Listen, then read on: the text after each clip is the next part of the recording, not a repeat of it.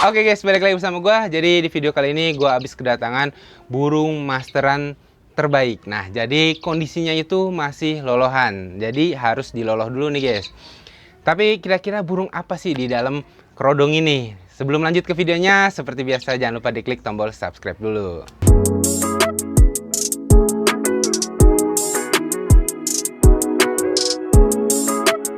Oke, jadi di sebelah gue ini udah ada burungnya, dan burungnya tuh bunyi mulu karena emang masih lolohan dan emang belum gue loloh. Jadi hari ini gue juga pengen ngeloloh dan gue akan ngasih sedikit tips lah untuk cara meloloh burung yang versi gue gitu loh guys. Oke, jadi langsung aja nih kita buka kira-kira burung apa. Mungkin kalau kalian yang tahu dengan burungnya, dengar suaranya, mungkin kalian udah tahu gitu. Oke, langsung aja kita buka dulu nih guys. Oke, jadi langsung kita buka. Ini kerodongnya udah jelek guys. Ya nggak apa-apa lah buat ngerodongin burung. Dan ini dia burungnya. Nah, oke, jadi burung apa? Ya betul sekali, ini adalah burung jalak suren lolohan. Jadi emang gue beli itu dalam kondisi masih anakan. Jadi burung ini gue beli di pasar Pramuka. Cuma ya sangat disayangkan sekali nggak ada videonya guys. Tapi emang gue beli di sana dan ada bungkusnya juga. Nama kiosnya itu Sigit. Jadi gue beli itu harganya berapa gue lupa dah. Nanti gue kasih tau dah di video. Lupa gue harganya, harga pasnya gitu. Kondisi burung jalak suren ini masih anakan dan sempat gue tanya. Ini cuma kisaran doang guys. Kisarannya itu umur 2-3 bulan gitu. Nah, dan ini emang masih harus diloloh guys. Jadi emang belum mau mandiri gitu. Emang udah mau mandiri, cuma belum bisa banget gitu untuk makannya tuh. Kalian lihat sendiri, coba deketin. Nah, lihat. Nah, tuh ya. Emang dia harus masih diloloh agar mempercepat dia mandiri. Jadi ini ada sedikit tips juga nih. Nah, di sini gue juga ngasih pur topsong di sini sama pisang di sini. Karena burung jalak suren ini kan pemakan buah-buahan juga gitu guys. Misal kalau dia lapar, karena emang ini burung udah termasuk burung yang besar gitu ya, udah mulai gede gitu kan.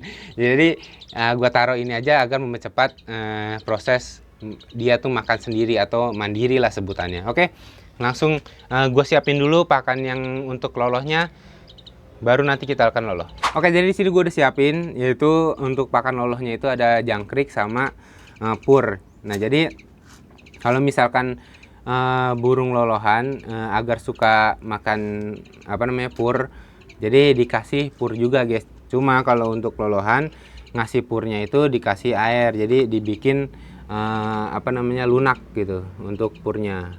Jadi direndam air dulu agar ininya tuh lunak dan bisa diloloh gitu. Jadi pakai tangan atau pakai lidi kayak gini gitu guys. Nah, kalau untuk jangkrik, kalau versi gua untuk ngeloloh burung menggunakan jangkrik, diusahakan jangkriknya itu mati guys. Jadi biar dia itu nggak gigit gitu loh. Ini mah versi gua aja gitu. Soalnya kan kalau masih hidup tuh ngerinya dia itu gigit tenggorokannya gitu ya. Nih, jadi ini jangkrik ya, dipencet aja bagian lehernya itu udah jangkriknya itu udah mati gitu guys. Nah, jadi ini dia ada jangkrik. Kakinya itu dicopot ya. Nah, ini. Nih, jadi cara melolohnya itu kalau bisa langsung ke tenggorokannya gitu. Nah, itu kan dia itu emang udah mulai mau mandiri guys. Jadi bisa nyapit sendiri gitu. Emang umurnya itu udah terbilang udah udah mulai mandiri lah gitu. Nah, jadi kalau untuk jangkrik, untuk pur itu diselingin aja. Misal kalau pagi menggunakan jangkrik, nanti siang pakai pur gitu, atau sore ntar pakai pisang kayak gitu dah. Pokoknya diselang-selingin aja. Itu kalau cara gua untuk meloloh burung gitu. Kita kasih lagi. Nah, nih dia udah mulai bisa nyapit tuh. Jadi nggak harus, kalau misalkan burung masih kecil banget kan dia harus bener-bener ke mulutnya kan, ke dalam mulutnya baru dia bisa makan. Kalau ini emang udah mulai mandiri guys. Nih coba pakai pur. Nih purnya udah mulai lunak. Nih, oke. Sekarang kita akan kasih pur gitu ya. Ini sebagai contoh aja. Nah, jadi Ya kurang lebih seperti itulah untuk ngasih makan menggunakan pur gitu guys. Oke, jadi seperti itulah kurang lebihnya cara meloloh burung gitu ya. Jadi anakan burung, mau itu anakan burung apapun itu, ya cara melolohnya sama aja seperti itu. Nah, ini adalah versi gua atau cara gua ya. Jadi kalau kalian mungkin punya cara lain, kalian bisa sharing-sharing di kolom komentar kayak gitu guys. Nah, jadi kalau misalkan apa namanya burung ini, anakan burung ini masih terlalu kecil gitu kan, masih terlalu benar-benar apa ya, masih kecil gitu, ngelolohnya itu benar-benar harus diloloh banget gitu ya. Jadi nggak kayak tadi, dia aja udah bisa matok kayak gitu kan.